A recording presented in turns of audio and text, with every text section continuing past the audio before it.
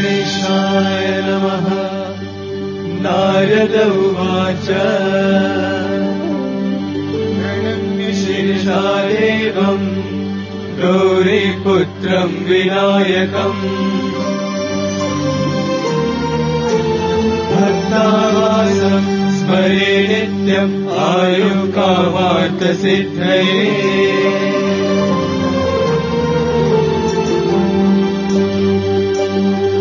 प्रथमम् वक्रतुण्डम् च एकदन्तम् द्वितीयकम् तृतीयम् कृष्णपिङ्गाक्षम् गजवक्त्रम् चतुर्थकम् लम्बोदरम् पञ्चमम् च षष्ठम् विकटमेव च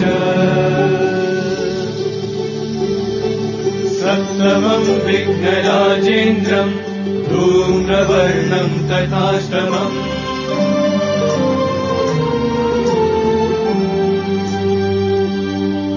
नवमम् बालचन्द्रम् च दशमम् तु विनायकम् एकादशम् गणपतिम् द्वादशम् तु गजाननम् द्वादशैतानि नामानि त्रिसन्ध्यम् यः पठे नरः न च विघ्नभयम् तस्य सर्वसिद्धिकरम् प्रभो। विद्यार्थी लभते विद्या धनार्थी लभते धनम् पुत्रार्थी लभते पुत्रा मोक्षार्थी लभते गतिम्। जपे गणपति स्तोत्रम् षड्विमासैः फलम् लभे संवत्सरेण सिद्धिम् च लभते नात्र संशयः।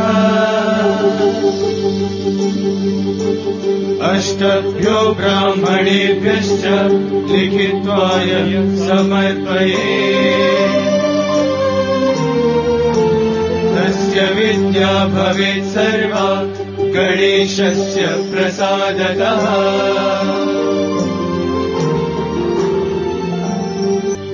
नारद उवाच प्रणम्य शिरसा देवम् गौरीपुत्रम् विनायकम् भक्तावासम् स्मरे नित्यम् आयुकामार्थसिद्धये।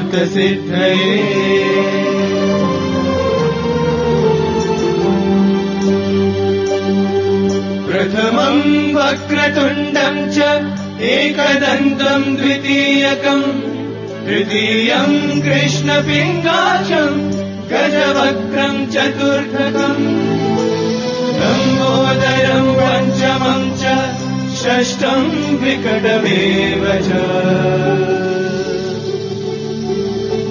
सप्तमम् विघ्नराजेन्द्रम् धूम्रवर्णम् तथाष्टमम्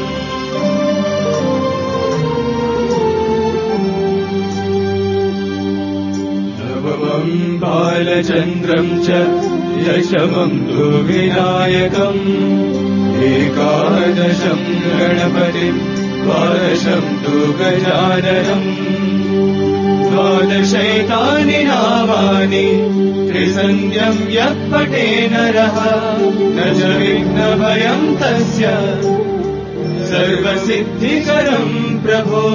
विद्यार्थी लभते विद्या धनार्थी लभते धनम् पुत्रार्थी लभते पुत्रा मोक्षार्थी लभते गतिम्। जपे गणपति स्तोत्रम् षड्विमासैः फलम् लभे संवत्सरेण सिद्धिम् च लभते नात्र संशयः। अष्टभ्यो ब्राह्मणेभ्यश्च लिखित्वाय समर्पये तस्य विद्या भवेत् सर्वा गणेशस्य प्रसादतः।